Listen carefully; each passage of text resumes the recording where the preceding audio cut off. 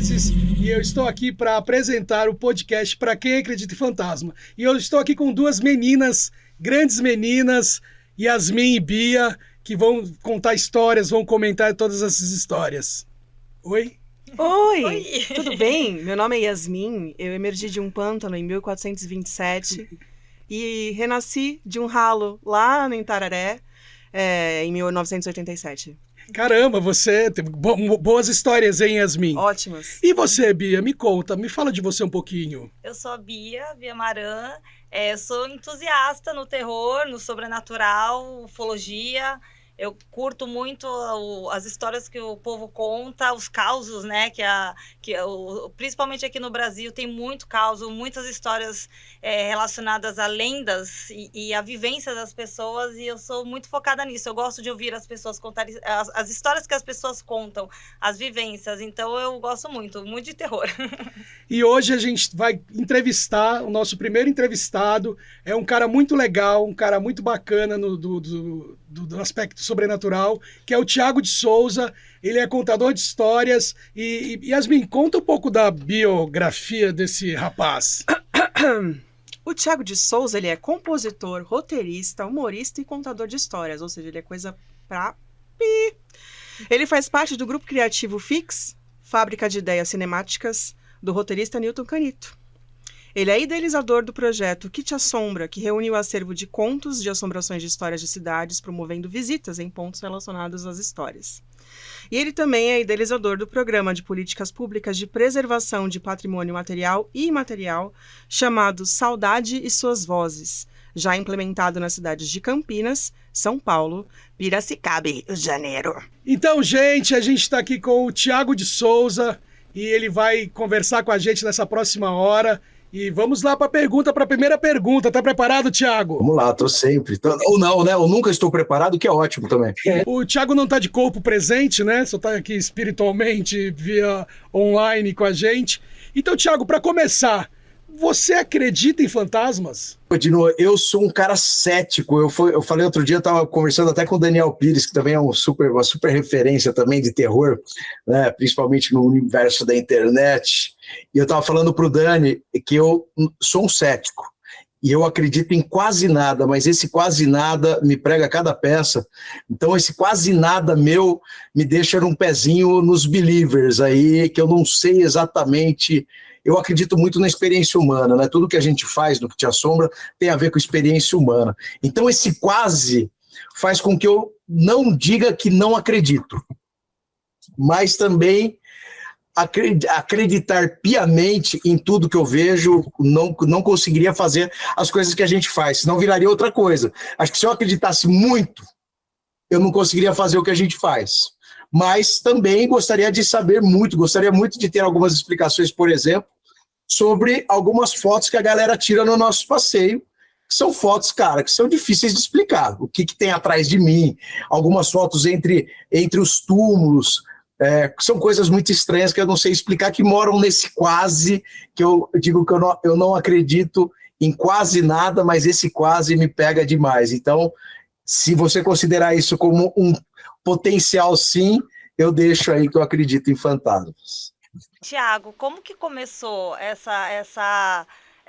esse seu processo para começar a contar as histórias dos cemitérios, sobre os milagres? O que te levou a começar a fazer esse projeto? Putz, é totalmente terapêutico, né? Eu, na verdade, hoje compreendo melhor até esse processo.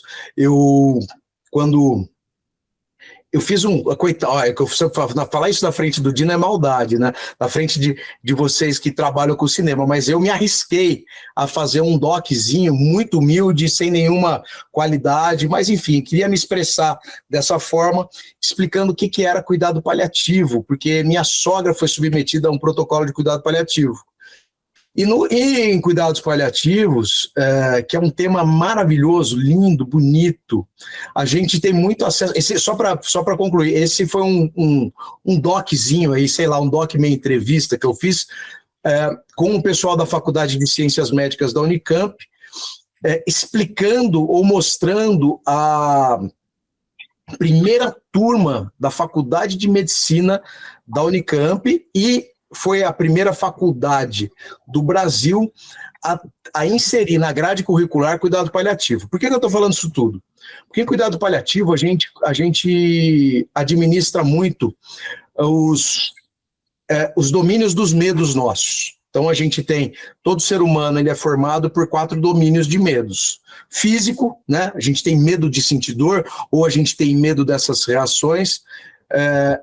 Medos sociais, a gente tem medo de tudo que a gente pode viver, de tudo que a gente pode sofrer em comunidade. A gente não quer perder a pessoa que está próxima de você, você não quer perder seu filho, você não quer perder seu... Enfim, um medo social. Só usei um exemplo, mas tem vários outros. A gente tem os nossos medos psíquicos, que são explicados a partir da psique, e a gente tem nossos medos espirituais. Muito bem, isso foi em 2018 que eu captei todas essas imagens. Eu só consegui terminar esse vídeo, editar esse vídeo, porque fiz tudo por conta própria no ano passado. Muito bem. Em 2021, a gente estava vivendo a segunda onda da Covid, e eu tive uma tia que morreu de Covid. Isso mexeu muito comigo, e a Covid em si mexeu muito comigo, especialmente porque, claro, isso não é uma percepção só minha, mas eu lembro que a gente viu, eu, por exemplo, lembro a história, sempre conto isso, eu lembro da história da primeira vítima fatal que eu ouvi falar de Covid, que era uma senhora negra que trabalhava como empregada doméstica na casa de 2 granfinos que vieram da Itália contaminados, sabendo que estavam doentes. Então vieram no avião, passaram a doença para ela, ela foi para casa, passou para todo mundo lá perto dela e faleceu. É uma história que eu sei. A minha tia morreu e eu vi ela se transformar num daqueles 1.000 e não sei quantas pessoas que morreram por dia. Isso me apavorou. Me apavorou porque a morte estava próxima de todo mundo, eu via isso acontecendo em todas as cercanias da minha vida, né? Em tudo que então eu via a família de um amigo meu que chama Gustavo, que ele perdeu 5 pessoas da família em 40 dias, em 1 mês e 10 dias, 5 pessoas de Covid. Porque a avó estava com câncer, enfim. A gente assistiu isso. E aí eu sempre gostei do assunto da morte em geral, mas eu estava consumindo compulsivamente livros, podcasts, filmes, tudo que dizia a respeito não apenas à morte, mas esse universo do inexplicável, né? Tudo que conectava com elas. E aí foi definidor para mim a leitura de um livro chamado Assombrações do Recife Velho, do Gilberto Freire, que tem um paralelo muito interessante com a formação, com as histórias sobrenaturais. As histórias sobrenaturais do Recife Velho com a formação socio-urbana da cidade. Isso foi fundamental para me dar vontade de fazer a reunião do acervo dessas histórias na minha cidade, que eu estava em home office, estava em Campinas, então eu juntei essas histórias a gente levou para a internet mais ou menos como episódios de radionovela, mas com uma ilustração do Matheus descrevendo como se fosse um retrato falado daquilo tudo que a gente narrava. Mas não tinha graça nenhuma contar isso assim só. Eu não queria ser o interlocutor das pessoas. Eu nem queria ser o interlocutor dessas histórias para com as pessoas. Eu queria levar as pessoas lá para elas viverem suas próprias experiências. E foi isso que a gente começou a fazer lá. Então, se o projeto nasce lá em julho, agosto de 2021, a gente faz um passeio em outubro, perto do mês das bruxas, claro, aproveitando esses gatilhos. E foi um sucesso muito esquisito. Muita gente foi, a gente criou um Instagram, não pedi ajuda para ninguém, a gente fez boca a boca e a gente conseguiu reunir numa primeira experiência, 80 pessoas, que era bastante gente, até mesmo sendo gratuito. E aí fizemos essa experiência, foi super legal, o pessoal da Secretaria de Cultura e Turismo de Campinas me procurou, eu achei que eu ia ser processado, porque eu sou advogado, não sou turismólogo, não tenho formação nenhuma. Ele falou, cara, vamos organizar isso, vamos tentar fazer isso. Foi lógico.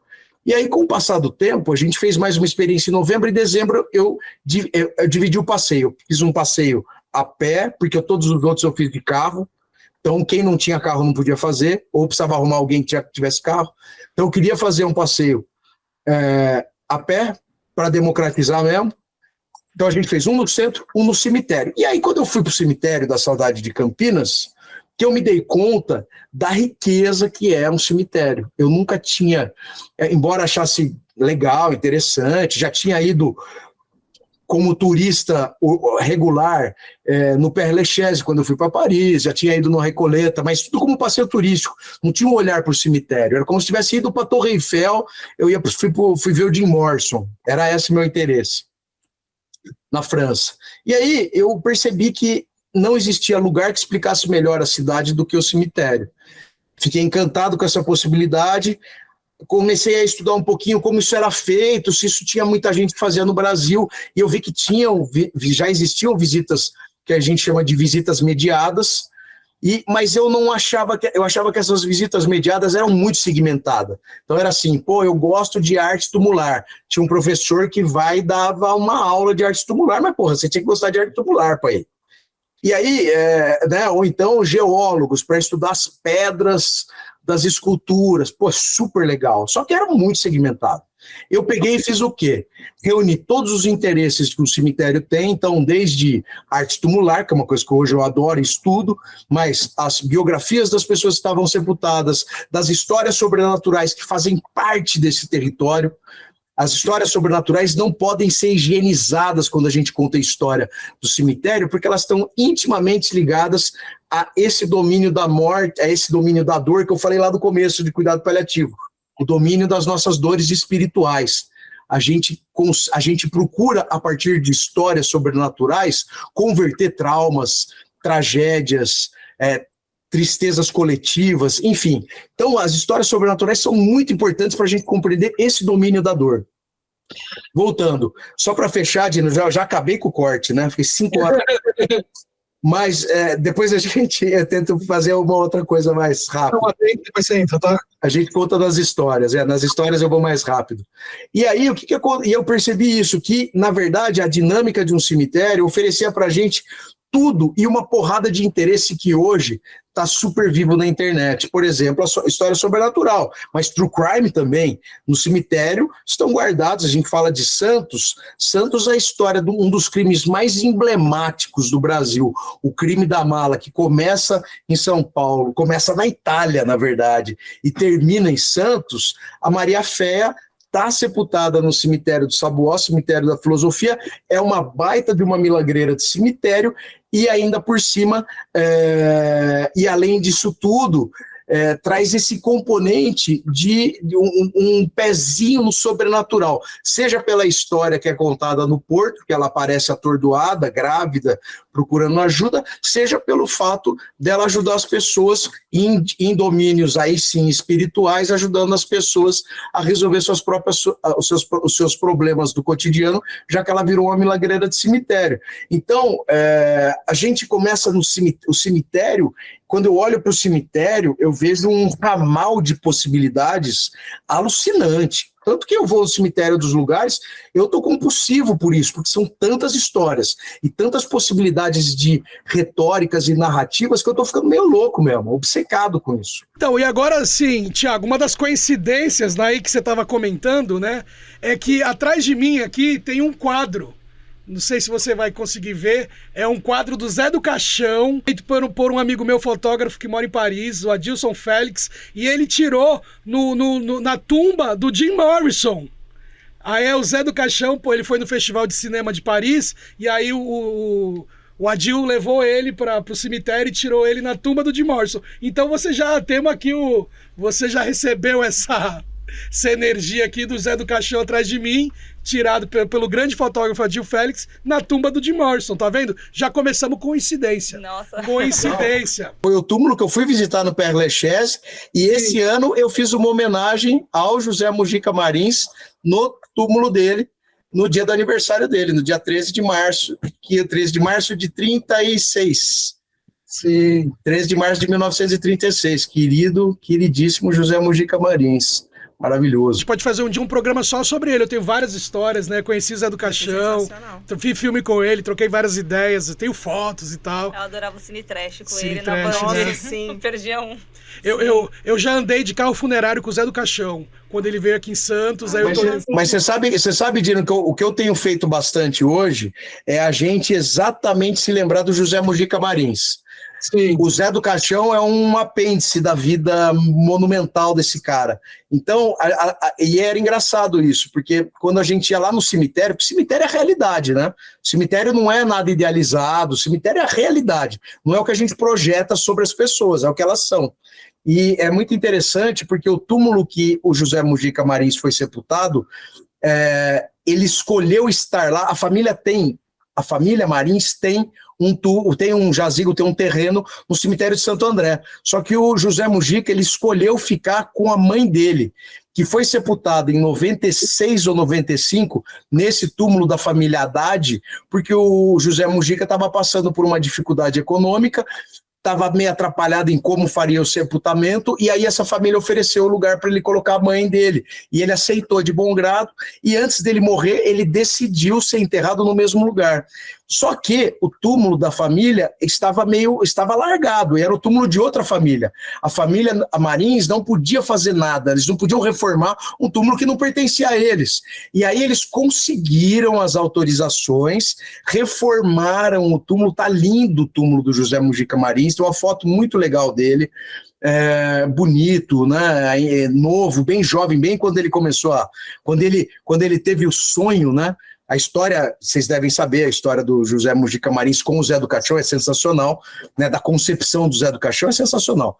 Mas hoje o túmulo dele está reformado, super bonito, exatamente como que ele queria, porque era muito louco. A galera ia lá, principalmente fã, que não conhece nada da história do cara, e falava, porra, o Zé do Caixão merecia coisa melhor. O Zé do Caixão, não o José Mujica Marins. O Zé Mujica Marins estava exatamente como ele queria, com a mãe dele. E aí a galera ia criticar a família na internet. Então quando a gente decidiu começar a ir lá, a primeira coisa foi ajustar essa homenagem, para a gente fazer uma homenagem ao José Mujica Marins e não ao Zé do Caixão. O Zé do Caixão, que tem um nome de RG, não sei se vocês sabem, vocês conhecem o nome do Zé do Caixão? Do Zé do Caixão? Josefel Zanatas. Olha, Josefel Zanatas, à meia-noite levarei sua alma. Ele era um coveiro, de uma família de coveiros, né? A história, não sei se vocês lembram, mas ele vai para a guerra, vai lutar contra os alemães, deixa uma noiva aqui. Quando ele volta, a noiva está casada com o filho do prefeito da cidade, e ele começa a se revoltar. O Zé do Caixão, ele se torna mal ao longo da trilogia, né, que o José Mujica Marins faz para esse personagem, depois de uma desilusão amorosa, que é a cara dele, né? É maravilhoso. Ele é um cara muito sensível, né? Sempre foi muito sensível. Enfim, essa história é uma história que eu acho muito bonita, sobre o José Mujica Marins, sobre o Zé do Caixão. E a gente pôde fazer uma homenagem para ele lá, no lugar do cemitério.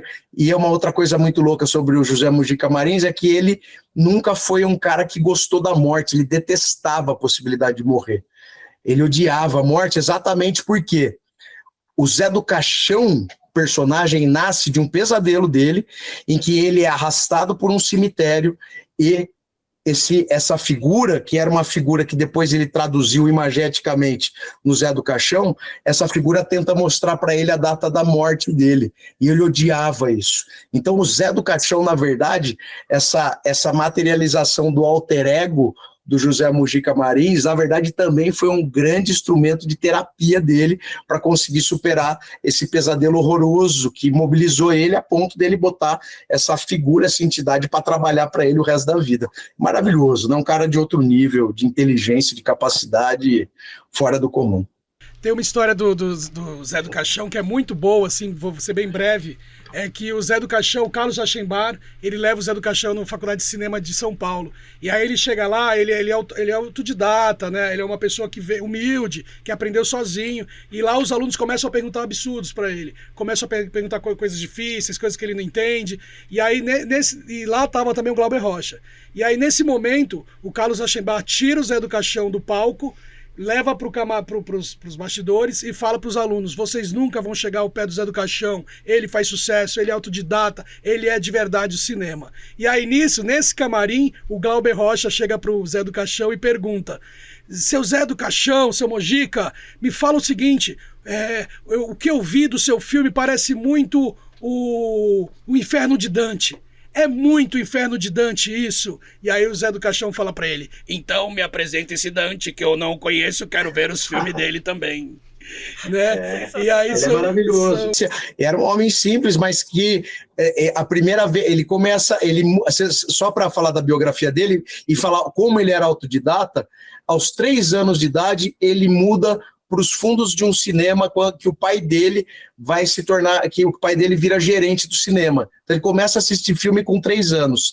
Aos 12 anos ele ganha a primeira câmera e começa a fazer filme com 12 anos. Aos 18 anos ele monta uma companhia cinematográfica e uma escola de atores e atrizes. Quer dizer, só um aluno muito babaca mesmo, muito presunçoso, que iria imaginar que o Zé do Caixão precisaria saber alguma coisa de técnica, ou então de teoria, não de técnica, porque técnica ele sabia, tinha sua própria sensibilidade, mas ele não era teórico. Vai fazer o quê? Sim, para quem quiser conhecer melhor o Zé do Caixão, tem uma série muito boa que o Matheus Mastergalli faz o Zé do Caixão. É muito bom, é muito bom. Eu não lembro o nome, mas é Matheus Mastergalli, uma série sobre o Zé do Caixão. Depois a gente procura o nome e coloca um trechinho aí. Então, eu acho muito louco como a certeza absoluta e histérica da morte para todos nós gera tantas histórias, né? Tanto que a gente aqui engatou em um monte de histórias já, muito interessantes, por sinal. E aproveitando esse gancho de histórias e tal, a nossa dúvida, queridão, você tem algum critério? Você segue algum critério para escolher as histórias que você conta? Você simplesmente fala assim, é isso. Eu não tenho critério, não. Eu acho que, na verdade, a gente precisa contar tudo que está lá. Do jeito que, claro, algumas são sensíveis demais, né? Eu tenho 2 exemplos de lugares que eu fui que eu tive que tomar muito cuidado para ver como eu falaria. Nenhum deles aqui no Brasil. Eu fui, por exemplo, num lugar que chama Fossa Ardeatina, na Itália, que foi o local de um massacre. Sabe aquela música como é que chama? Casa de Papel? Que todo mundo canta? Il partigiani, bella ciao, bella ciao, bella ciao, ciao, ciao. Essa música é uma música da resistência italiana contra contra os nazistas. E aí eu fui nesse lugar que é o lugar do massacre da Fossa Ardeatina. O que aconteceu lá rapidamente? Os partigiani colocaram uma mina terrestre num lugar que eles sabiam que ia passar um contingente da SS, explodiu a mina, matou 33 soldados da SS.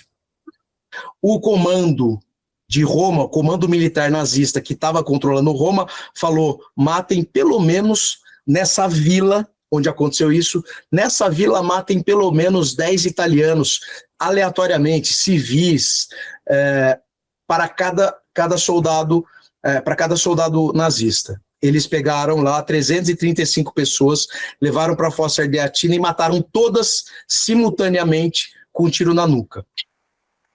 Esse virou um lugar de celebração da vitória italiana contra os nazistas, um lugar lindo, todas as celebrações de retomada de Roma, tudo é lá, beleza. Fui nesse lugar, vontade de chorar do começo ao fim, porque tem as fotos, tem as datas, tem as ocupações, então morreram pedreiros, mecânicos, advogados, juízes, médicos, enfermeiras, donas de casa, crianças, é uma coisa louca.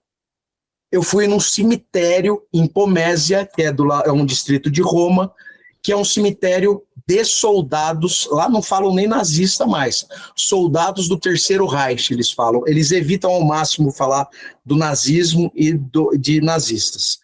Esse é um cemitério que foi organizado fundamentalmente porque na tomada de Netuno e Anzio, que são cidades litorâneas de Roma, da região de Roma, os americanos e os ingleses mataram em alguns dias, assim, 2, 3 dias, quase 27 mil soldados alemães.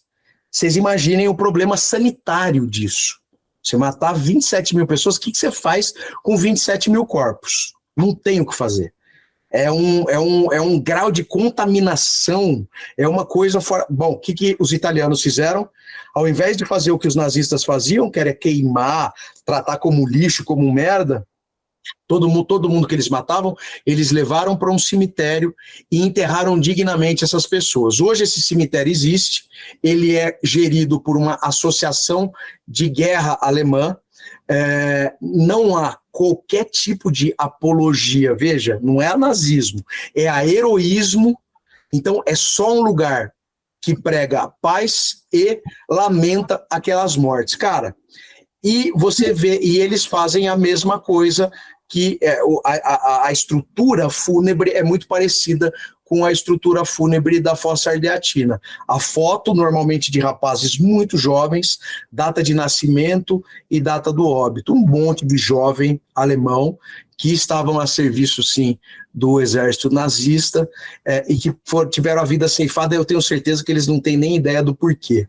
Né, é a ideia do controle da morte novamente, dos velhos que comandam esse. Estou falando, pelo amor de Deus, defender coitados deles, mas é bem feito que eles morreram também. Coitado e bem feito, né? Credo que delícia, no final das contas a gente está falando de nazistas, mas é muito impactante o respeito que os italianos, vítimas das maiores atrocidades que esses caras fizeram, porque a Itália sofreu com a escolha do governo, né, quando Mussolini decide aderir ao nazismo, e depois sofre quando sai do eixo, porque aí é atacado pelos nazistas. Quer dizer, a Itália apanhou de todo jeito. O povo italiano sofreu as escolhas ruins, especialmente a primeira, né? A segunda não tinha jeito, tinha que fazer essa escolha de sair do eixo mesmo. Mas eu estou falando isso tudo porque é um tema extremamente delicado, mas que mora num lugar, muitas vezes, desse lugar que a gente não pode falar sobre.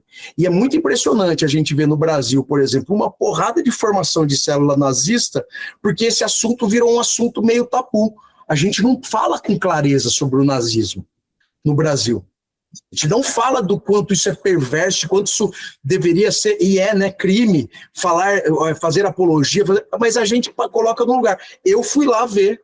Eu fui ver um cemitério, eu quis ver esse cemitério, eu quis ver como isso era gerido. É muito interessante, só para fechar esse tema, que não sei se vocês assistiram uma série que chamava a série de Caçadores de Nazistas. Vocês lembram dessa série, de 2013? Essa série achou o cara que matou os italianos na Fossa Ardeatina, o comandante. Ele viveu a vida inteira amarradão super bem em Bariloche. Super bem. Só que esses caçadores de nazistas acharam esse cara. E esse cara foi preso, foi julgado, condenado e morreu. E aí o que aconteceu? Os movimentos neonazistas, que existem lá algumas células fascistas neonazistas, tentaram enterrar esse maluco aí, esse bandido psicopata, nesse cemitério. E aí a Associação Alemã não deixou. Por quê? Lá eram, primeiro, sob o argumento de que ele era um criminoso de guerra, ele não foi um soldado morto em combate, que é esse o argumento para poder levar um soldado que foi sepultado lá, então ele não foi morto em combate, e esse cara fugiu, quer dizer, além de ter sido condenado, ele fugiu, e eles não quiseram deixar esse cara entrar lá, porque muito provavelmente essas pessoas que estavam se mobilizando para levar o corpo desse psicopata para lá, iriam tornar esse lugar um lugar de culto. Então, olha como é importante essa memória cemiterial, por tudo que ela pode trazer. Só que é um tema super difícil de tratar. Então, eu acho que todas as histórias têm que ser contadas. O nosso passeio aqui, no Cemitério da Consolação, conta tudo. Eu falo de modernismo e falo do crime, por exemplo, do Moacir Pisa. Andréa de Maio, eu vou no túmulo da Andréa de Maio, que também não é um tema simples. Andréa de Maio é uma figura controversa da cidade de São Paulo, maravilhosa sobre o aspecto dela ser uma travesti que acolhia travestis,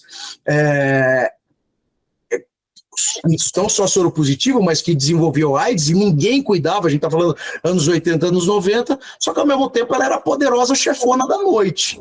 Então você tem que achar um lugar para conseguir falar isso de forma que funcione a mensagem que você quer mandar, que ela não era uma figura contraditória, muito humana por um lado, mas por outro lado uma contraventora. entendeu? Como a gente não vai falar disso? Como a gente não vai falar dessas duas coisas? Eu gosto de falar. E acho que o momento de não falar é complicado. Principalmente, por exemplo, essa história que eu contei, do cemitério alemão de Pomésia tem muito disso. Porque é um tema muito, muito sensível, né? Mas que tá lá para a gente apreciar e contar. Sim. E você diria, então, que, assim, tudo bem, eu entendi essa parte que você não tem um critério específico, eu super concordo com essa parte de que tem coisa que a gente tem que falar assim pra gente relembrar e pra gente não reviver, né? Não esquecer. Não esquecer, exatamente. Então você diria, por exemplo, que existe um limite ético na forma de contar e não o que contar? Com certeza. Isso eu não tenho a menor dúvida. Eu, por exemplo, tenho muito cuidado, sempre falo, eu tenho muito cuidado, muito cuidado, por exemplo, quando eu vou contar a história do Moacir Pisa, por exemplo. Ele foi um assassino de uma mulher, da Nenê Romano.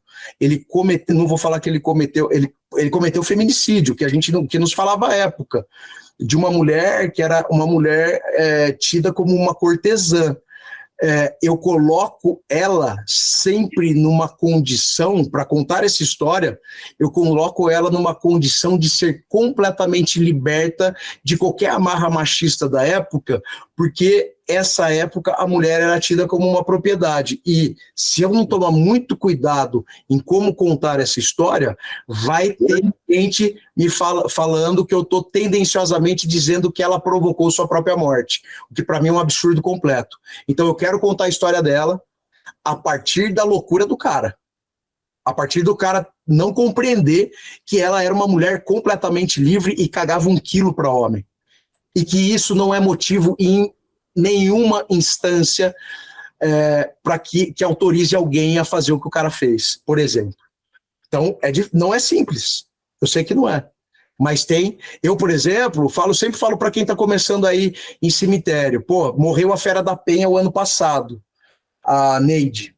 A Neide matou uma criança com um tiro na nuca, queimou ela. Ela foi condenada, presa. A história tem muitas nuances, mas ela foi sepultada lá no cemitério São Francisco Xavier. Eu recomendo todo mundo, principalmente as pessoas mais próximas que vão, quer contar a história é pública. A história é pública. Só que cuidado com a abordagem. Por quê? Essa mulher foi condenada, cumpriu a pena dela, e ela não está aqui para falar mais nada para a gente. Quem sou eu para ficar julgando uma pessoa que morreu já? Eu não sou ninguém para julgar uma pessoa que morreu já, por pior que tenha, independente de qual tenha sido a ação dela. Então, eu tomo muito cuidado. Do mesmo jeito que eu, quando conto uma história do assassinato do Moacir Pisa, não vou falar, nossa, coitado, ele se encantou, porque a mulher era pá, porque a mulher era pá mesmo. A Nenê Romano cagava 1 quilo para homem, era independente, era linda, era maravilhosa, todo mundo ficava de 4 por ela. Isso é motivo para ela poder ser assassinada? Aonde é? Nem aqui, nem em lugar nenhum. Nem aqui, nem em qualquer tempo. Entendeu? E é isso que precisa ficar claro. Isso precisa ficar muito claro. Porque eu estou falando isso ao vivo para muita gente, porque todo mundo me filmando. Então estou também... Não adianta, meu passeio é enviesado. Eu falo o que eu acho. Mas eu também sou advogado, não quero ser processado por ninguém. E mais do que ser processado, que é uma consequência muito, muito material, eu não quero ser mal compreendido. Então eu tenho que elaborar muito bem o que eu quero falar, e o limite ético é esse, é me fazer compreender. Eu vou num cemitério que morreu, eu vou num cemitério onde estão enterrados soldados nazistas, e não posso fazer um material que em alguma medida, ainda que numa gotinha, imagine que eu estou ali ou enaltecendo ou reconhecendo algum heroísmo naquela monstruosidade. Mas é uma história que está lá para ser contada. Bem, Tiago, falando de mulheres, as histórias de mulheres, eu queria que você falasse um pouco da história da Maria Jandira, do Cemitério da Saudade, que é uma história muito legal. Não sei se vocês conhecem. Maria Jandira era uma prostituta, né? E aí tem essa história também. E conta pra gente essa história, por favor. Maria Jandira era uma menina muito bonita e livre. nos anos 20. Então, você imagina como é uma mulher livre, completamente livre nos anos 20, vivia sendo segregada, vivia sendo tolhida, e não sei o que ela fez exatamente que provocou a sua expulsão de casa, uma casa de uma família conservadora, uma família aristocrática, uma família de aristocratas da cidade de Campinas, uma aristocracia muito conectada ao escravagismo, né? E aí ela é expulsa, não tem nenhuma formação, vai trabalhar num bordel de uma cafetina chamada Laudelina. Ela começa a trabalhar, faz muito sucesso, muito bonita, só que ela conhece um cara chamado Carlos, ou o nome dele não é exatamente Carlos, deu-se esse nome de Carlos, mas ele tem outro nome. Ela acaba se apaixonando pelo Carlos, o Carlos também resolve fugir de Campinas. Ela junta todo o dinheirinho dela, compra uma mala, compra um vestido de noiva, porque ela ia se casar com ele, e vai para a estação ferroviária esperá-lo, na data e no horário marcado. Carlos avisa em casa que vai fugir com a Maria Jandira para outra cidade, ele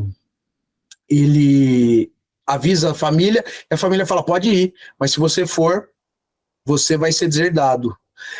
E aí o Carlos decide não ir, e não avisa, nem vai lá avisar nada, ele simplesmente não aparece. Maria Jandira, tomada da amargura da rejeição, volta para o bordel, bota seu vestido de noiva, joga álcool no corpo, acende e e pega fogo, se mata, desse jeito.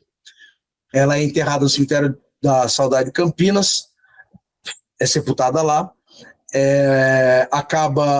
esse túmulo acaba se tornando um lugar inicialmente de lamento, as pessoas muito comovidas pelo acontecido vão lá rezar por ela, depois de um tempo vira um lugar de peregrinação de devotos, porque alguém faz um pedido e esse pedido é atendido. É interessantíssimo, de Maria Jandira, agora com recorte religioso, ela acaba se tornando uma pombagira, e dizem que ela é a primeira pombagira brasileira, é a Rosa Caveira do cemitério, ou Rosa do cemitério, pombagira na Umbanda.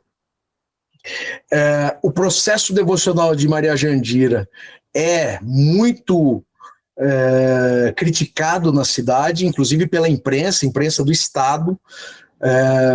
Maria Jandira, porque as pessoas não se conformam com uma cidade como Campinas, né?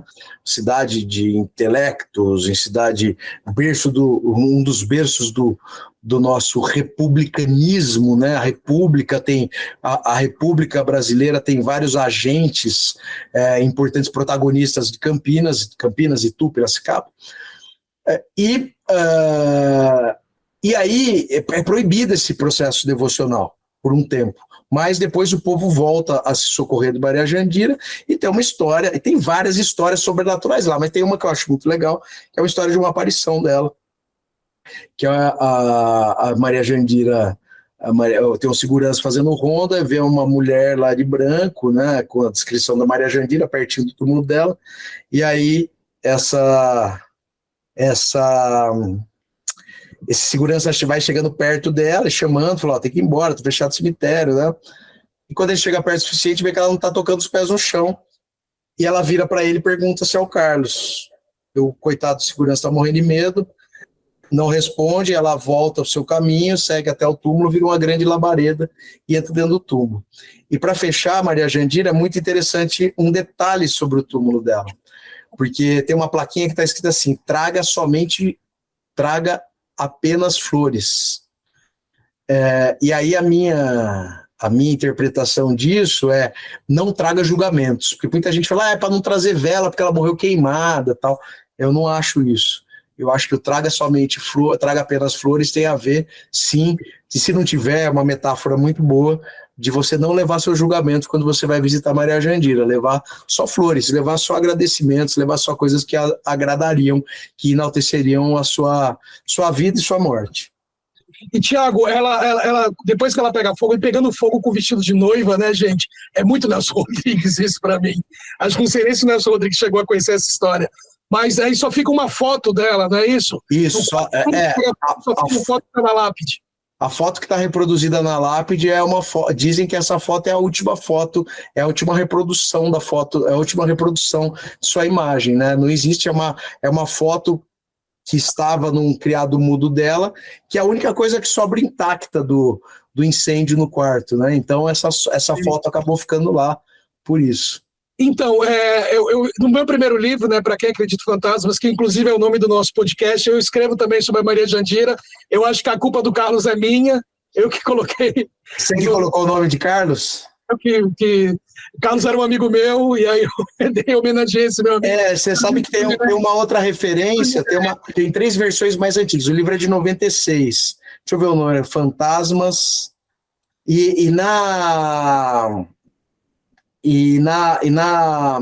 Aqui, ó, Fantasmas Falados, Mitos e Mortos no Campo Religioso Brasileiro. Ele fala muito do Cemitério da Saudade de Campinas. Nesse livro ele conta 3 versões, uma delas é de que a Maria Jandira teve um sonho, e aí no sonho um anjo muito bonito se apresenta a ela e fala, ó, para você depurar seus pecados, você tem que tacar fogo em si mesma. E ela faz isso. Ela tem uma outra versão, que é uma família que vai visitar a mulher do cara, do amante dela, vai com as crianças até o bordel e fala, ó, você tá acabando com a minha família, meu marido tá apaixonado por você, vai largar a gente, olha a situação que você vai deixar a gente, eu com 3 crianças, não sei o quê. Ela tomada desse remorso do caso que ela tinha com o cara, tira a própria vida, e a outra é essa mesmo, desse outro, eu acho que era Antônio o outro nome dele, eu gosto de Carlos também, que é ótimo porque é o Carlão, porque a gente dá no aumentativo, e na verdade ele foi um grande bundão na hora H, né? Então é um cara muito machão que na hora H se encolheu e não entregou a sua promessa a Maria Jandira, né? Então, eu acho que o Carlos é legal. O outro nome acho que é Antônio, se eu não me engano, e tem mais um outro nome, tem alguns nomes dos caras, assim. Tiago, você esteve na Itália faz pouco tempo, e eu vi lá no seu Instagram sobre o padroeiro da internet. Fiquei muito curiosa. Fala um pouquinho dele pra gente. Carlo Acutis é um menino, pô, a história é muito... Eu fiz questão de ir até Assis para visitá-lo. Essa história é muito interessante, principalmente porque eu gosto muito da ideia dos milagreiros do cemitério, e o Carlo Acutis, na verdade, que foi beatificado, né? E é interessante que os milagres de Carlos Acutis são milagres no Brasil, né? Ele tem 2 milagres aqui, um de um menino que tem uma doença genética, se eu não me engano, em Campo Grande, que é no centro-oeste ali brasileiro, e o outro que foi um garoto que o avô tocou.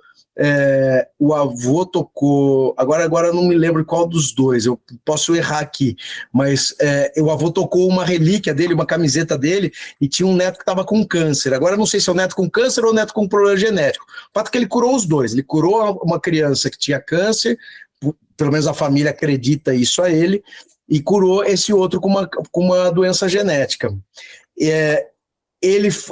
O processo do Carlo é muito interessante, porque muita gente acha que ele é incorrupto, e ele ao vivo, se vocês acham impressionante em vídeo, ao vivo é muito mais, parece que ele vai levantar e vai sair andando. Eu fui com a minha filha de 5 anos, ela não entendia nada, por que o menino tá dormindo ali? Que é muito impressionante, o aspecto dele é muito mais ele parece estar muito mais vivo do que eu. O Carlo Acutis, existe essa ideia, imagina-se que o Carlo Acutis, por que ele virou padroeiro da internet? Porque ele era um menino extremamente católico, ele morreu em 2006, e antes disso, ele começou a organizar um acervo de milagres e de aparições marianas pelo mundo. Vamos imaginar que ele está falando, morreu em 2006, morreu em leucemia em 2006. Antes disso, eu morei na Itália em 97, por exemplo, quer dizer, menos de 9 anos antes da morte dele, e a internet que a gente usava lá era ligada no telefone. A internet não era o que era hoje. Então esse menino, ele teve um papel muito importante na igreja, porque ele colocou a igreja na rede praticamente. Ele praticamente colocou a igreja na rede, colocando um dos temas mais interessantes para a igreja, que são aparições marianas, aparições Nossa Senhora Aparecida e milagres. Então ele começou a fazer esse acervo, começou a falar onde era, tal, e criou lá uma página com isso. Já era muito católico, era um missionário, ele fazia viagens, ele ajudava, tinha um monte de obra assistencial que ele participava, até que ele fica doente e morre. É enterrado em 2013, começa esse papo do Carlo Acutis fazer milagre. E aí o que decidem fazer? Exumá-lo, só que o corpo dele não estava incorrupto, ele já tinha se decomposto. Então, o que está lá hoje é o corpo dele refeito. O que a gente vê hoje é aquela carinha fofa, rosinha, é de silicone. Ele tem um cabelo fake, a mão tá assim, acho. Então ali existe uma estrutura óssea que é dele, mas é preenchido com material inorgânico que deixou ele com aquele aspecto. E ele acabou sendo, em 2020, beatificado pelo Papa Francisco e ganhou muita notoriedade e muito debate também sobre o Carlo Acutis, né? A família dele não é unanimidade, tem muita gente que... E hoje eu compreendo, até porque eu vejo esse mesmo fenômeno, às vezes, nos cemitérios. A família dele deve ter, imagino, tá? Deve ter utilizado muita ideia dele ter essa centelha divina para processar seu próprio luto. Não é fácil perder. O Carlo Acutis tinha 15 anos, muito novo. Então, 15 ou 16 anos, agora também não tenho 15 ou 16 anos. Mas ele é muito difícil processar a morte de um filho. Então, eu acho que também, eu já vi muito isso em cemitério, de pessoas falarem, esse é milagreiro, mas não é milagreiro não, quem pôs essas plaquinhas tudo foi a mãe dele. Quem pôs as plaquinhas dessa criança aqui foi os pais. Milagreiro fake? Existe milagreiro fake? Pô, mas é que tá, eu não sei se é fake ou se ele é um milagreiro que ajuda a própria família a compreender sua morte, mas tem. Mas não é um milagreiro muito procurado, assim, por outras pessoas, senão por suas famílias. Então, eu entendo, eu tô falando isso a partir da perspectiva do Carlo Acutis, tá? Disso ser uma coisa muito legal. E a mãe dele acabou ganhando também muita notoriedade por conta disso. Então, não é unanimidade. Eu já vi gente que é completamente apaixonada pelo Carlo Acutis e já conversei com alguns amigos, inclusive amigos que moram no Vaticano, que tem muito cuidado, muitos dedos. A figura dele é importantíssima para a igreja porque é uma porta de entrada de jovens que tem Carlo Acutis como o padroeiro da internet, uma figura que dialoga com o seu tempo. Então, por exemplo, eu estava estudando Santa Inês. Santa Inês é uma menina que todo o martírio dela se dá pela pureza, dela com 16 anos, se casar com 15 anos, 14 anos, sei lá agora também, se casar com Jesus Cristo e decidir pela castidade, tanto que ela tenta ser violentada e é sempre salva até que ela é decapitada por Diocleciano. A virgindade como algo que mereça ser protegida a esse nível, de uma menina que sofreu, tentaram queimar, tentaram estuprar, ela foi apedrejada, arrebentaram a cara dela, não sei o quê, e aí as pessoas enaltecem ela exatamente por ela ter sido fiel e não ter cedido não sei nem se ela queria ou não, acho que não vou entrar nesse mérito, porque em algumas ocasiões há descrição de tentativas de estupro para ela, então não tem nem o que falar. Mas eu não sei exatamente até onde a defesa da virgindade, por exemplo, hoje faria sentido na concepção de uma santa, para as mulheres de hoje que têm plena liberdade e devem ter liberdade de suas escolhas, óbvio, não estou falando dessas tentativas de estupro da Santa Agnes, né? Lógico que não, Santa Inês, mas estou falando disso, faz menos sentido, né? Discutir, olha, você pode virar uma santa se você, mesmo com vontade, mesmo detentora de seus desejos, você não praticar sexo, por exemplo. Faz muito mais sentido hoje você, pelo menos eu imagino, né? A partir novamente de perspectivas. Vendo da igreja, eu acho que o Carlo Acutis é um contato perfeito, porque ser o padroeiro da internet é dialogar imediatamente com o universo que o jovem hoje transita. Então, é muito interessante para a igreja ter uma devoção a alguém como Carlo Acutis no tempo e espaço que a gente vive. Então a gente tem que acender uma vela aqui, né? A Santa Agnes e a Santa Inês, é a mesma santa, tá? É uma história muito triste, muito triste. Eu vi o crânio arrebentado, de pedrada, uma coisa assim, terrível. Eu achava que esse menino tinha mumificado, mas falou que ele não tinha mumificado. Mas para falar dessas reações e falar sobre, cientificamente, sobre o cemitério, né, o que acontece com os corpos no cemitério, a gente vai chamar agora Luiz Henrique, nosso monstrólogo, médico legista. Olá, amigos que acreditam em fantasmas. Aqui é o Luiz do Monstros e Aventura, especial aqui pro podcast, galera. E perguntaram pra mim, será que tem alguma ciência por trás dos acontecimentos de um cemitério? Pois bem, tem muita química ocorrendo lá, gente, muita biologia também. Em primeiro lugar, vamos de dentro pra fora. Os corpos, né? Quando começamos o processo de decomposição, existem duas linhas bem interessantes que podem acontecer que saem um pouco do padrão. A primeira é a mumificação. E não, você não precisa de um monte de preparo como dentro de um templo sagrado para isso. Não, se o corpo for de uma pessoa extremamente magra, em um ambiente relativamente seco, é bem fácil se mumificar naturalmente. Inclusive isso repuxa a pele, dando a impressão do cabelo e das unhas terem crescido.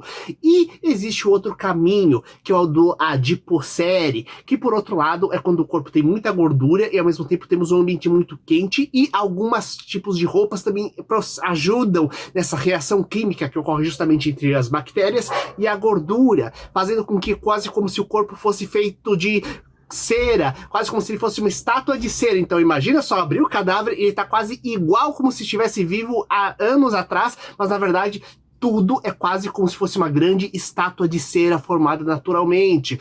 E quando vamos para o cemitério em si, todas as substâncias do processo de degradação podem pegar e ter aspecto mais combustível, principalmente a fosfina e o metano. Então isso acaba gerando chamas azuladas de forma espontânea. Quando pega e a gente tem um pouco mais de calor de combustão, lembra inclusive que objetos com muito quartzo na composição, como certas rochas, quando a gente tem o processo natural de dilatar, de aquecer e mudar de tamanho, né, devido às mudanças de tempo, a gente pode ter justamente faíscas por causa dos cristais de quartzo que tem dentro da rocha, gerando o suficiente pra gente pegar e ter labaredas, ajudando a gerar várias histórias de fantasmas que a gente conhece. Vocês sabiam dessas informações? E espero que continuem tendo um ótimo podcast, galera! Então, obrigado, Luiz Henrique, nosso comentarista, monstrólogo, médico legista e cientista do sobrenatural. Esse cara é sensacional para explicar pra gente, né, cientificamente como as coisas acontecem, essas labaredas,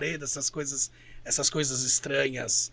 Bia, você ia falar alguma coisa? Então, foi a exumação do meu avô, o pai da minha mãe, há muitos anos. Ele faleceu, eu devia ter uns 6, 7 anos mais ou menos. E meu avô, ele tinha mais de 1,90 m, ele era muito, muito alto, ele era grande. E deu 8 anos que ele tinha falecido. E aí minha avó, né, muito católica, muito carola, fazia todos os rituais, ela quis fazer a exumação, e quando chegou no cemitério, eles pegaram a ficha do meu avô e falaram para minha avó, olha, acho melhor não, né, deu 8 anos, mas ele tinha um porte, ele era muito grande, muito alto, acho melhor a gente não fazer, porque a minha avó queria acompanhar, ela queria ver tudo ali, e aí eles decidiram não fazer, deram mais 3 anos, aí ela foi fazer a exumação com a minha mãe, e aí na hora que fez a exumação, saiu uma fumaça estranha ali, na hora que, né, que eles abriram o caixão, saiu uma fumaça estranha, e aí assim, só para descontrair, a minha avó ficou olhando ali na hora que eles começaram a tirar os ossos, que ela queria levar um pedaço do osso do meu avô para casa, e o cara falou, não pode, você não pode levar isso para casa, né, porque pode conter alguma bactéria, alguma substância assim,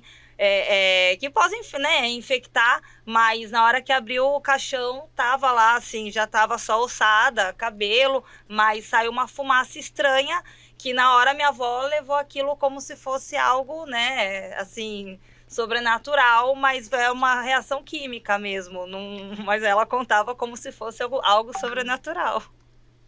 A fumacinha saindo. Fumacinha saindo.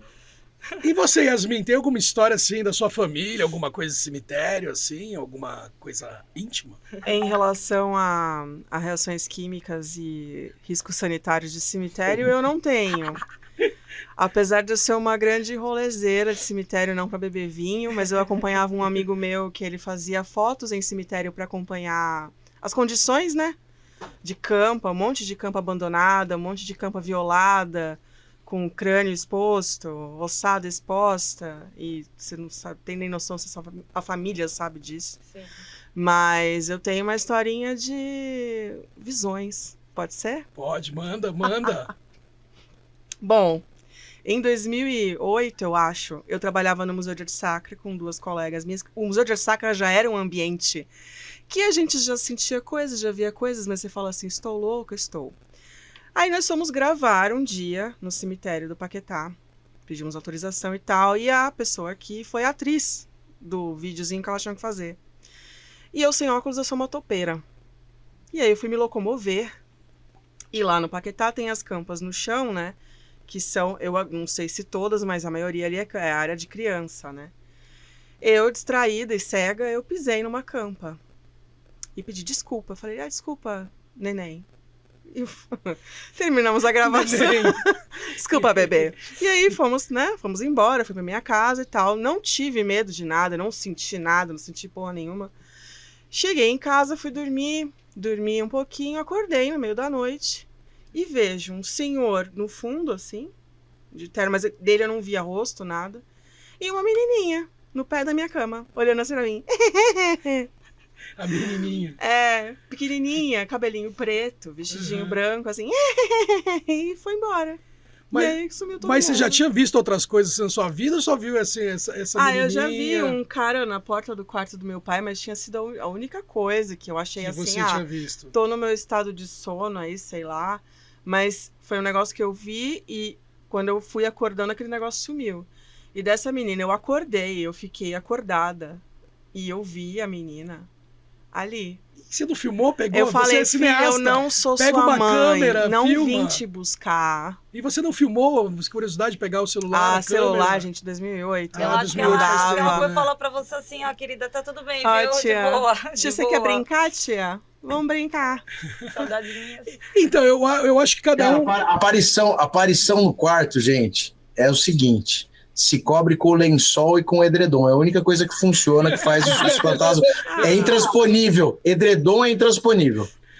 Nenhum fantasma consegue atravessar edredom. Eu acho assim, cada um tem uma certa sensibilidade para o sobrenatural, né? Cada um tem vários tipos de médiums, né? Eu acho que eu tenho uns sonhos, umas intuições e sinto uns cheiros, assim, de vez em quando que me remetem às coisas. Você já viu, você já tem uma mais avançado, vê, né? Ver o fantasma, ver. Eu nunca tive essa sensação de ver, né? De já sentir vulto e tal. A Bia também tem, a Bia é médium, né? A Bia tem as coisas e tal. E é muito engraçado, cada um vai ter uma sensibilidade, se for num cemitério, se for num lugar pesado. E eu queria te perguntar assim, de todos os lugares que você foi, Thiago, que lugar assim mais... Você falou da fossa, né, desse lugar da Itália, mas assim, um lugar que você foi em muitos lugares, desde do edifício Joelma, todos esses lugares que você passou, qual é o lugar mais pesado, assim, mais sinistro que você já foi? Eu tive uma experiência sobrenatural no cemitério da Lapa, que foi bem, mas nada demais, muito ligado a isso que você falou de odor, né? Cheguei perto de um túmulo e fui filmar o túmulo, assim, muito desavisadamente, e recebi num dia que não tinha vento, eu estava super distante dos cruzeiros do cemitério, o que em tese poderia contribuir para ter um cheiro de vela e cheiro de incenso, que foi o que acabou sendo meio borrifado na minha cara, mas não estava bem distante. Então eu tive essa experiência mesmo de cheiro, veio uma brisa assim, como se fosse um vento com esse cheiro muito forte de incenso e vela. Mas a experiência mais estranha foi no casarão do Afonso Sardinha, que eu tive. A experiência, o lugar mais que mais me mobilizou, assim, até em alguma medida a repulsa, porque esse cara foi assim, ele foi o cara que idealizou o tráfico negreiro em Angola, por exemplo. Ele é o precursor do tráfico negreiro em Angola. Ele, quando chegou aqui no Jaraguá, ele sequestrava as filhas dos indígenas e se apropriava delas como se fossem escravas pessoais. Então ele meio que, ele dizia que se casava com ela. Na verdade, ele estuprava as crianças, vai ter um monte de pi, né? Ele estuprava essas crianças, engravidava elas e dizia que elas eram mulheres deles, criança de 12 anos. Então era desse cara que a gente está falando. Ele descobriu a mineração no Pico do Jaraguá num lugar sagrado para os indígenas locais.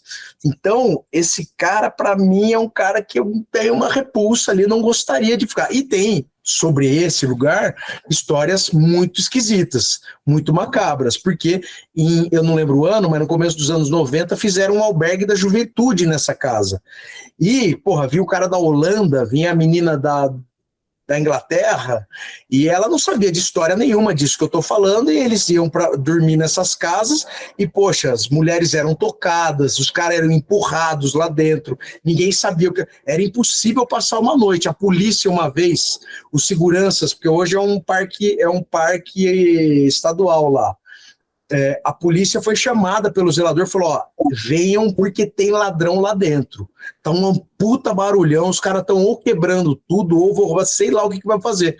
A polícia foi, cercaram a casa, entraram na casa, ouviram os barulhos, entraram preparados para combate. A hora que eles entraram, não tinha ninguém dentro da casa. Então, assim, são histórias, que é o que eu falo do meu quase lá, são histórias muito difíceis de explicar. Relatadas oficialmente, tanto que eu fui lá filmar o dia, botei meu tripézinho lá no Inocência, veio um cara e falou, ó, você não pode filmar aqui, vocês vão falar, vai falar coisa de assombração, né? Falei, vou. Ele falou, não pode. Falei, não pode. Então a galera vai, filma no miguezinho e faz depois aquelas narrações, né, para a rede social, porque se o cara vê você filmando, ele não deixa. Então, talvez essa casa aí do Afonso Sardinha, que era chamado de O Velho, porque ele teve um filho que também tinha o nome dele, né? A casarão do Afonso Sardinha no Pico do Jaraguá é um lugar muito esquisito, eu acho que é o lugar mais assombrado da cidade de São Paulo. O Joelma é muito forte, a história, por tudo que aconteceu, imageticamente, até hoje, a gente tem esse registro, né?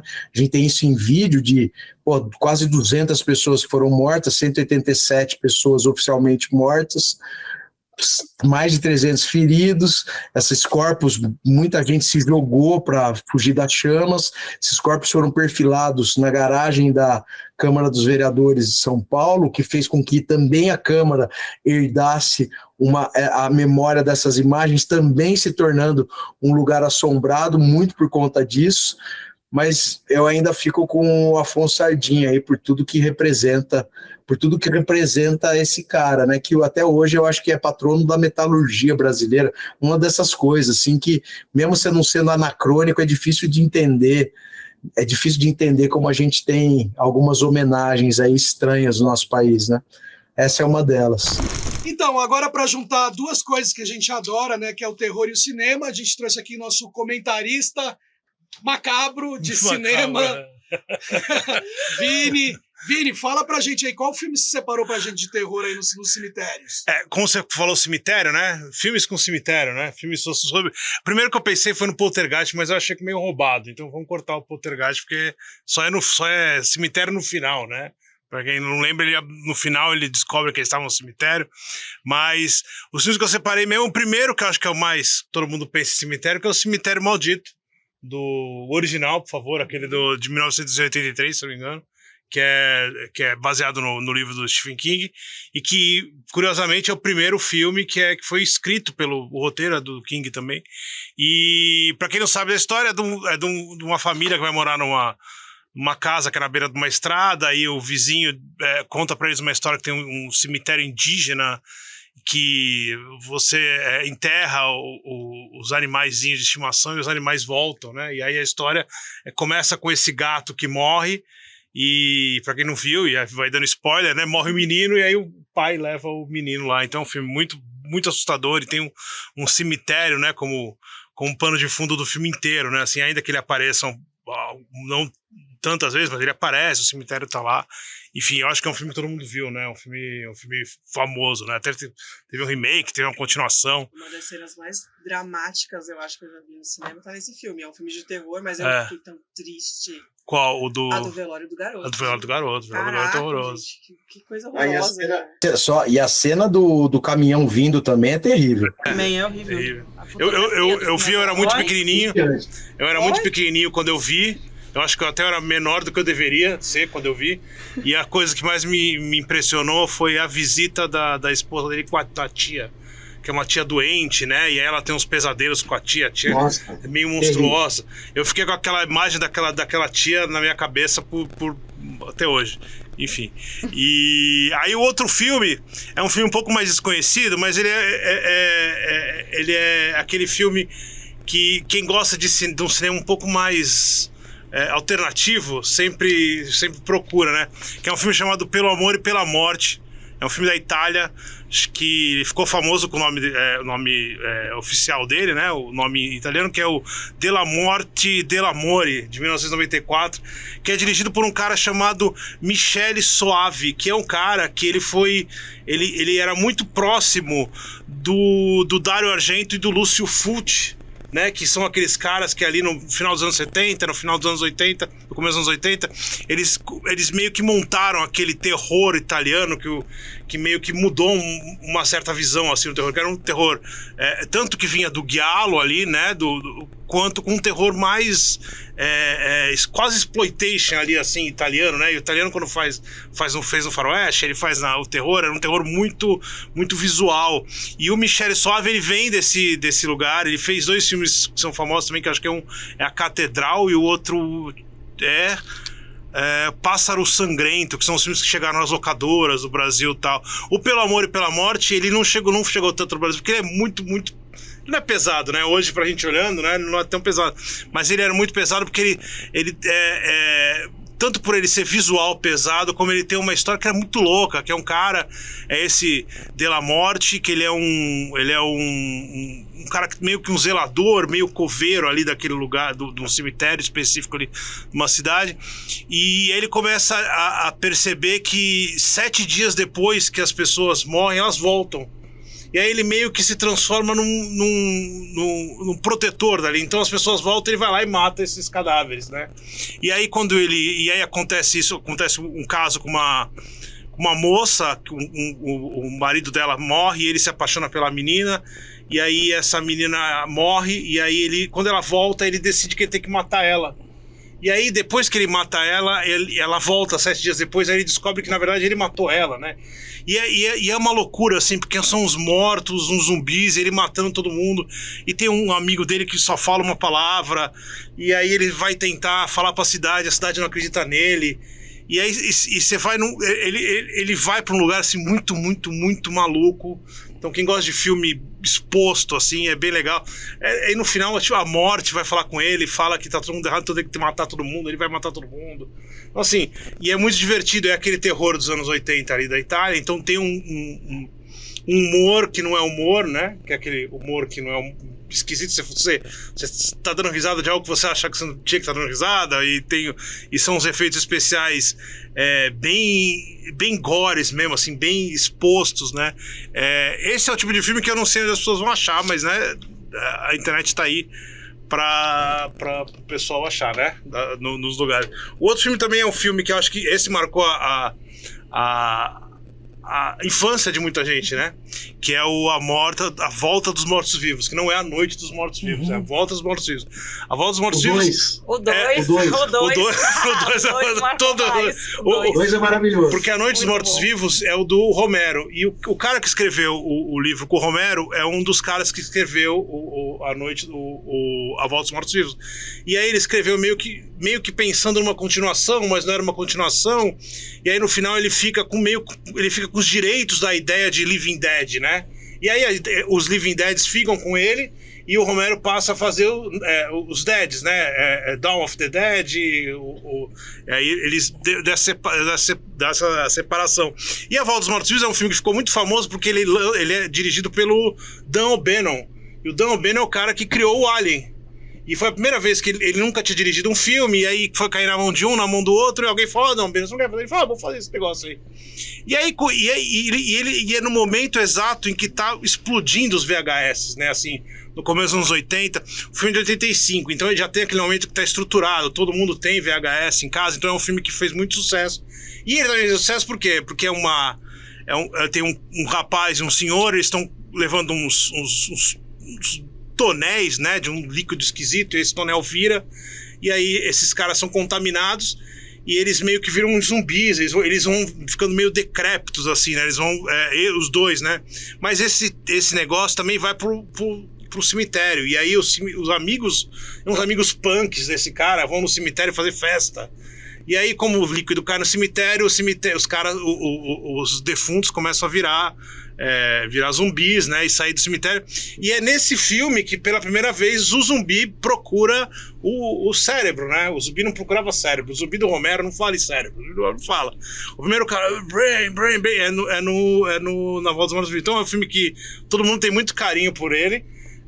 Porque ele tem esse negócio, tem os zumbis muito clássicos, já é o colorido, né? Já é o zumbi colorido, é o zumbi do VHS que todo mundo foi ver.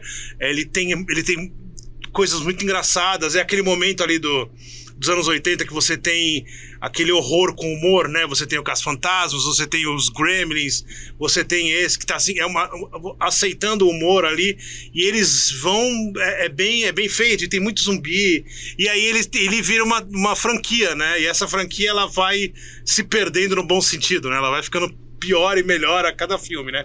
A cada filme tem mais maluquice, tem mais zumbi esquisito, tem mais... aí vai procurando esse limite, né? Acho que é um filme que passava uma sessão da tarde o tempo inteiro, né? Era maravilhoso isso, né? Passava a noite, porque tinha uma cena... Passava a noite... Eu falei sessão da tarde, desculpa, lógico que eu não passava sessão da tarde. Estavam no cemitério. Aí tem uma menina que aparece nua. Então eu lembro que era uma coisa assim, muito impactante também pra gente, né? Era uma menina que aparecia pelada no filme, uma das punks, porque a galera ia lá pra, enfim, fazer o que queria, né? E sabe, só posso lembrar, sabe como é que ele ficou, sabe como é que chegou no cemitério? Não sei se vocês vão lembrar. Esse senhor e esse ajudante dele, que derrubaram o tonel, eles estão numa funerária. E aí esse vaporzinho vai e bate lá num corpo. E esse corpo eles precisam levar e queimar. Eles levam no cara da cremação e queimam. E esse corpo contaminado com gás vai para uma nuvem e faz chover em cima do cemitério. Exatamente o produto, que era um produto do exército americano, né? E aí os mortos, levantam. Eu amo muito esse filme. Esse filme é muito bom. E tem o final clássico, né? Que depois ele virou uma paródia, né? Que é o negócio da bomba atômica, né? Que no final o governo explode uma bomba atômica e mata todo mundo, né? Então mata um filme que ficou muito clássico. A bomba atômica faz evaporar de novo.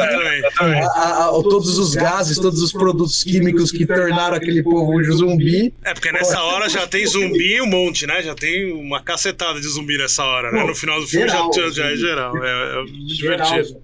Muito divertido. Eu tinha separado também mais outros dois, mas um era o Poltergeist, e aí lembrar do Poltergeist, que o Poltergeist não é um cemitério de indígena, né? É só um cemitério, né? Ele nunca, a piada virou uma referência, ele é cemitério indígena, não é, ele não foi, ele era só um cemitério lá, e na verdade mudaram, né, de lugar. Eles iam mudar, né, eles falaram que mudaram para construir as casas, mas e na deixaram verdade, algumas lá e tal, mas não era indígena, né, mas ele virou é engraçado que virou essa lenda, né, o cemitério indígena do Poltergeist. Não, ele não é indígena. No segundo tem um xamã, mas também ele não tá morto, ele tá vivo, então, quer dizer, é um negócio muito... Acho que tem esse... como é que é? Indian Panic, né? De todo lugar tinha cemitério indígena, né? Nos Estados Unidos, nos anos 80. Tudo era cemitério indígena. Mas a gente importou bem essa. Eu escuto um monte de lugar de história, tento falar, pô, cara, por que, cara? Por que do cemitério indígena, velho? Brasil, cemitério indígena. Então, dizimou. Qualquer lugar é um cemitério indígena, né? Por na esquina da sua casa mataram com certeza o indígena. Eu já gravei no cemitério indígena mesmo, né? Eu gravei um filme sobre indígenas e no cemitério. E aí o grande lance é o respeito e as histórias. Eles sofrem muito como quando o mais velho da aldeia morre. E aí eles levam lá pro cemitério, que é afastado da aldeia sempre, e lá é um lugar sagrado para eles que eles respeitam muito e rezam, vão lá. É um lugar para eles contarem histórias, relembrarem as histórias de quem passou, né? Quem morreu. Então tem esse lance de ser sagrado, muito sagrado para eles. Então isso de ser muito sagrado, acho que leva para esse lado. Não, mas nos Estados Unidos também é sagrado. É que lá é simplesmente americano sendo babaca, né? Vamos pôr a culpa dos indígenas agora. Como a gente já conseguiu pôr a culpa dos indígenas de tudo que isso? Vamos pôr os mortos agora. Essa época era uma época do Satanic Panic que contaminou completamente. Ele vai no indígena, né? Panic. Exatamente. Muito louco. Então, agora assim, não é filme, mas assim, um clipe, videoclipe que eu gosto muito, que tem cemitério, é do Ramones, Pet Cemetery. É muito ruim o clipe. Ótimo. Mas o clipe é ótimo. Eu amo. Você para com isso, eu amo, mas é que é tão ruim, tão ruim que é bom. É bom. Esse clipe é tão ruim que é bom. É do filme, não dá pra esquecer do Thriller, cara. Do Michael Jackson. Sim, não. É que eu lembro desse que eu vejo muito. Eu gosto muito de Pet Cemetery, me remete a várias coisas e tal, né? E, inclusive, ninguém falou aqui, tem um de cemitério que é muito bom, uma animação, né? O Gato Fantasma. Sim. É que é curta, não é que eu só falei de longa. Eu quero levar esse filme pra passar no cemitério. Vocês tiraram aqui meu filme de cemitério, tudo bem, a gente vai colocar. Vamos colocar aqui, ó, vai passar agora um trechinho do meu filme, que também remete a cemitério e esse gato sagrado, né? Que mudou muita coisa. Viva a Vida é uma festa também, que eu acho maravilhoso. Sim, Skin é todo no cemitério, né? Esse é inteiro no cemitério, praticamente. Esse aqui é o Vini, né? Que tá fisicamente presente, parece né? ser fisicamente. Presente aqui com a gente. Obrigado, Vini. Me procurar no Cinema Aqui, www.cinema aqui, ou Cinema Aqui em qualquer lugar que você procurar. E se quiser ver eu especificamente falando bobagem, @Vini C. Vieira ou @Vini C. Vieira Oficial. Nos qualquer lugar que você procurar aí, menos no OnlyFans. Obrigado, companheiro. Valeu. Então, Thiago, e a gente quer saber, assim, os próximos passos, né? O que você tem em mente, o que você tá inventando, o que tá rolando aí? Cara, a gente tá lançando, eu tô fazendo uma vez por mês passeio. De vez em quando a gente tem alguns contos. Por exemplo, a gente tem um compromisso com Piracicaba, com a prefeitura de Piracicaba. Então, todo mês eu tenho que ir para Piracicaba, mas eu tô tentando diminuir um pouquinho o número dos passeios, porque eu tô terminando o livro dos Milagreiros e a gente tá escrevendo o livro dos Fantasmas de São Paulo. Então, eu preciso ter tempo para isso também, até porque aqui eu estou no meu trabalho regular, por exemplo. Então, senão não dá tempo. A gente tem uma agenda agora em maio, que é da Semana Nacional dos Museus, que para nós, eu faço parte da ABEC, da Associação Brasileira de Estudos Cemiteriais. Para a gente, desde o ano passado, pelo menos com a minha participação, tem sido muito importante inserir o cemitério nesse contexto museológico.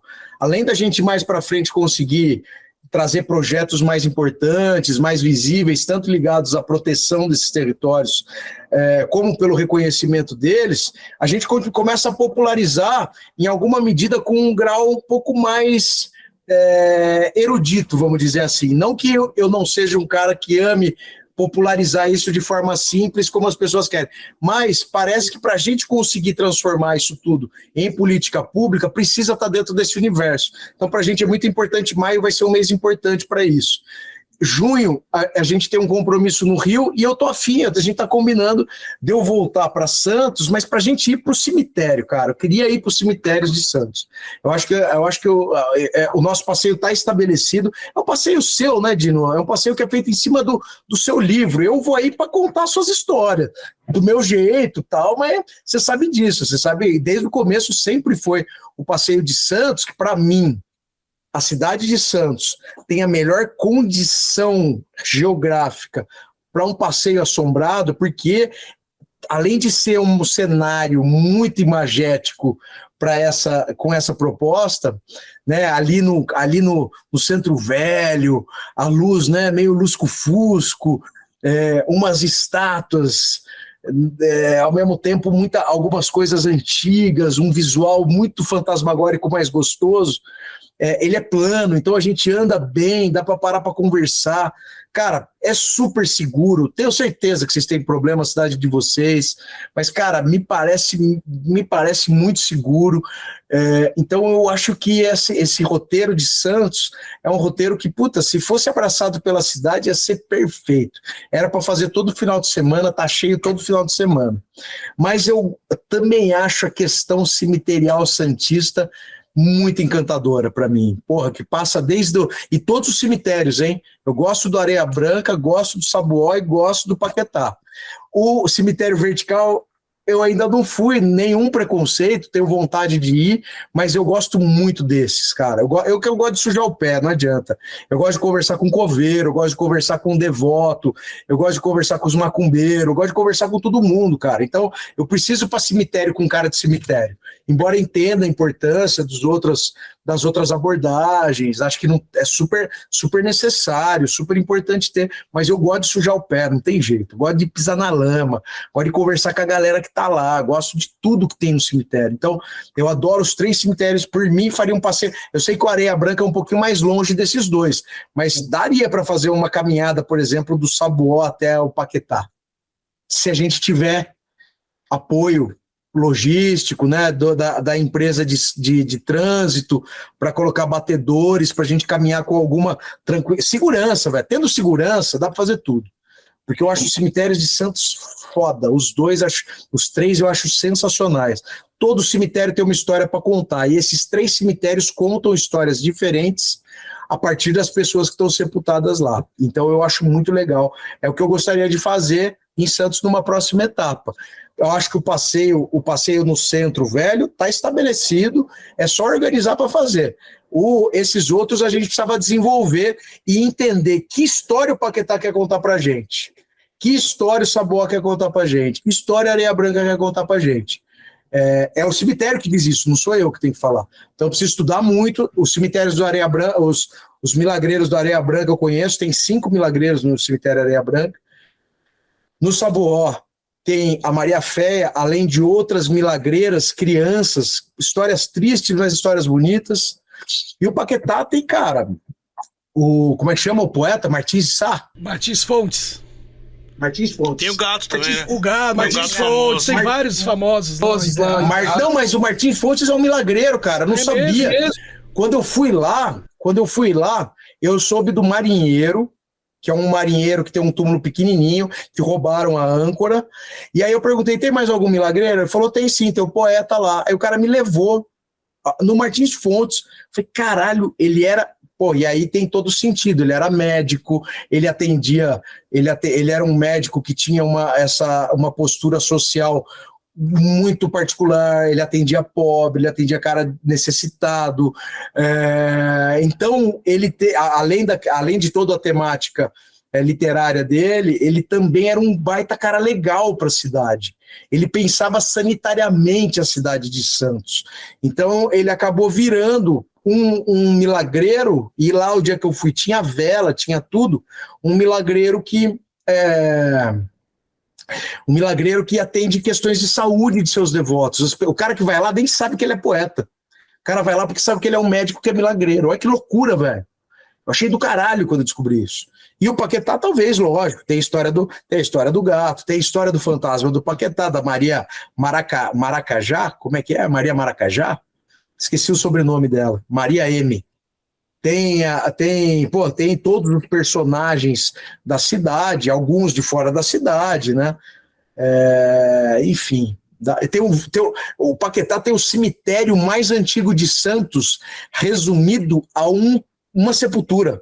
Não sei se vocês sabem disso. Tem um cemitério que chama o Cemitério dos Estrangeiros ou Cemitério dos Ingleses, que é o primeiro cemitério que era um cemitério protestante na cidade de Santos, o primeiro cemitério de Santos, e ele ficava na parte, normalmente os cemitérios protestantes serviam muito a marinheiros ingleses, porque às vezes não suportavam a viagem e morriam, então já era enterrado perto do porto, perto de onde eles chegavam, e esse cemitério foi desmobilizado, desativado, e foi levado inteiro, não se sabe quantas ossadas ou lápides, claro, virou um ossário, mas tem lá a descrição.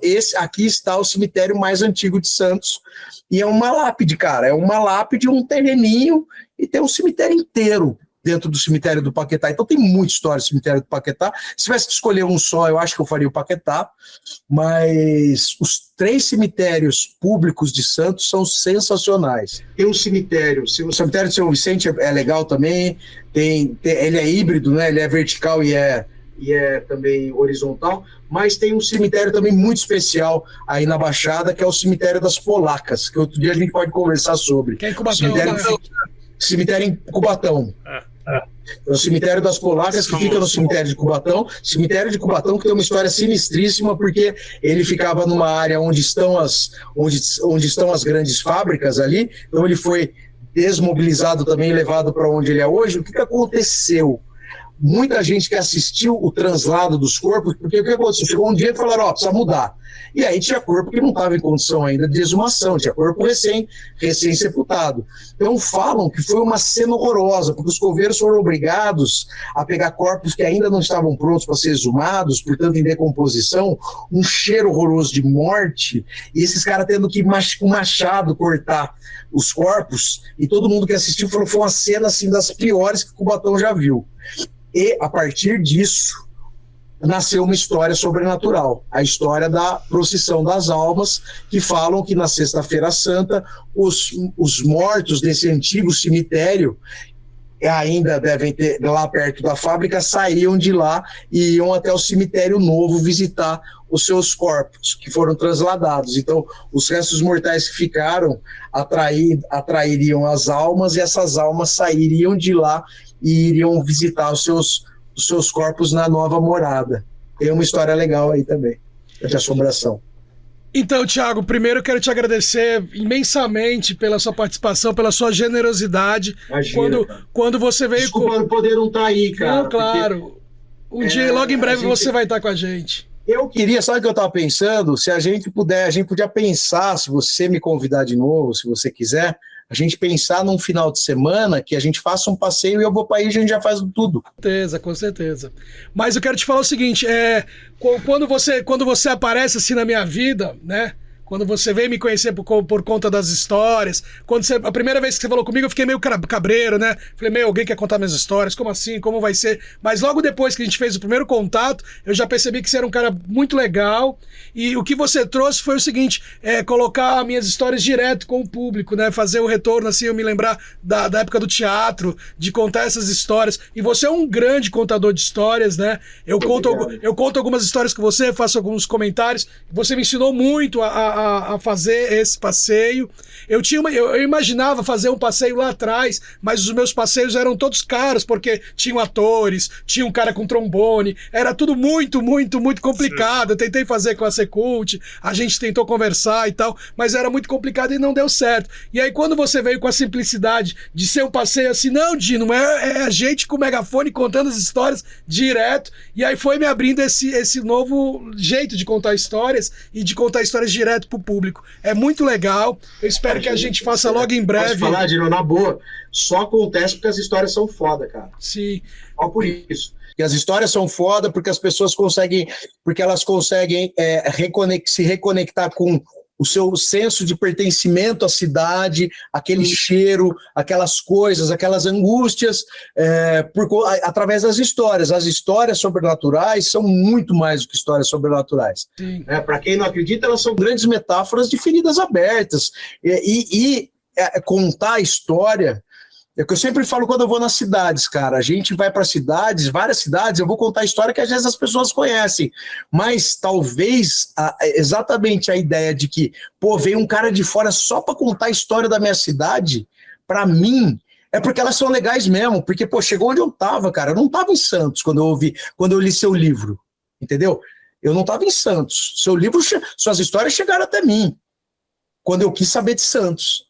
Então você é uma super referência para a gente, Se não fosse, a gente não teria conseguido fazer o passeio em Santos. E aqui não é babação de ovo. Você sabe que eu não sou de fazer média, né, Dino? Tô falando porque é a realidade.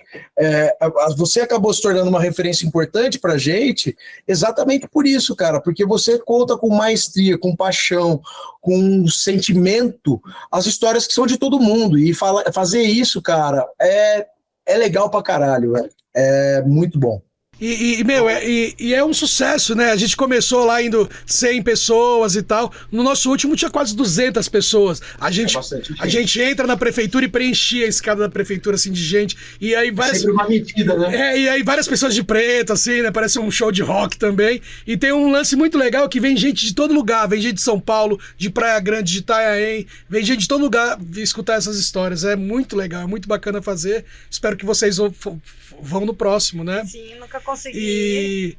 Então, e agora a gente está partindo para o final. Queria uma fala de vocês também, para a gente finalizar e fazer essa despedida. Quero agradecer, Thiago, por você estar aqui com a gente. Quero parte 2. Tem muito conteúdo ainda, né, pra gente falar aqui. Agradecer a Yasmin, querida, minha trevosa favorita, Dino, toda a equipe aqui que está com a gente. E é um prazer estar aqui. Tem muita coisa ainda para falar. Foi o primeiro de muitos, né? Tem muita coisa pra gente falar aqui ainda. Então, obrigada. Eu que agradeço, gente. O seu obrigado foi para mim. Eu que agradeço. Para todas as pessoas aqui. Obrigada a todos pelo convite. Eu fiz a minha parte como convidado de vocês que vão continuar por aí. Eu sou fã. Então, obrigada para você, viu? Que sou só fã. Para com isso, gente. Obrigado demais. A gente tá junto nisso. Trabalho incrível. Eu falo que eu faço para mim. Eu sempre digo isso, com muita honestidade.